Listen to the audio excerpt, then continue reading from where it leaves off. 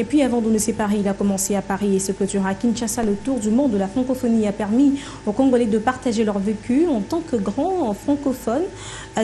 Dans cette édition, nous proposons d'écouter Jean Goubal, Ekima Bellard et Maître Marilyn Yema. Ils étaient reçus par Julie Sefo. Ici, c'est Kinshasa.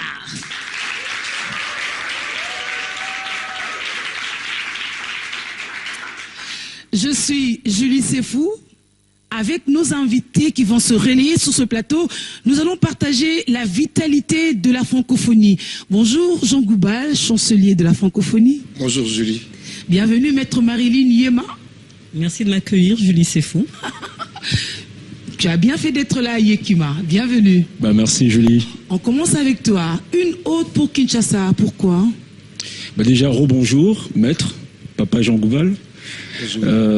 Comme le titre l'indique, je te présente Kinshasa et donc je présente ma ville, celle qui m'a vu naître, où mon nombril est enterré. Donc je la présente sous forme de carte postale, orale parce que je parle, sonore parce qu'il y a une musique qui accompagne, qui est faite d'ambiance de kin, visuelle parce qu'il y a des images qui accompagnent cela. Certes, la ville de Kinshasa, c'est progrès à faire.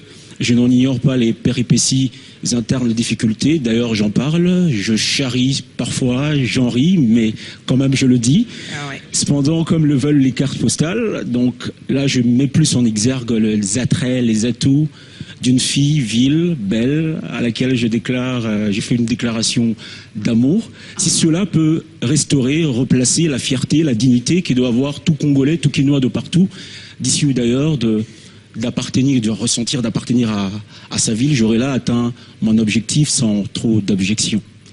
Jean Goubal, le parolier, le charmeur, comment sens-tu le portrait de Kinshasa présenté par Yekima? Simplement, j'aime.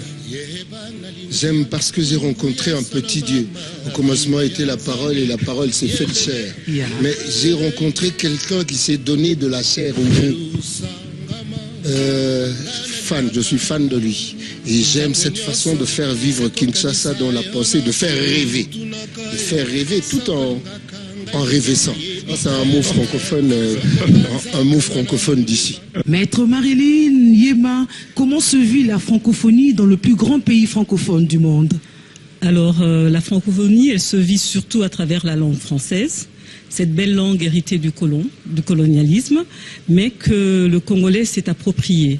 Cette langue qu'on apprend dans les écoles, mais qui coexiste à côté de nos langues maternelles. Et que le Congolais, on va dire 40%, si pas 60% de la population congolaise, manie aussi aisément qu'elle manierait sa langue maternelle. Donc c'est à travers ça surtout que la francophonie se vit au niveau de Kinshasa en particulier, et je pense de la RDC en général. Alors, Denise, connais-tu le chanteur à qui on doit la plus belle chanson pour Kinshasa? Alors je crois, Julie, que c'est Francis Bébé. C'est un chanteur franco-camerounais dont les paroles et la mélodie sur Kinshasa sont magnifiques. Kinshasa, dernière escale du Tour du monde de la francophonie qui a démarré à Paris, et cela fait 24 heures que nous sommes ensemble.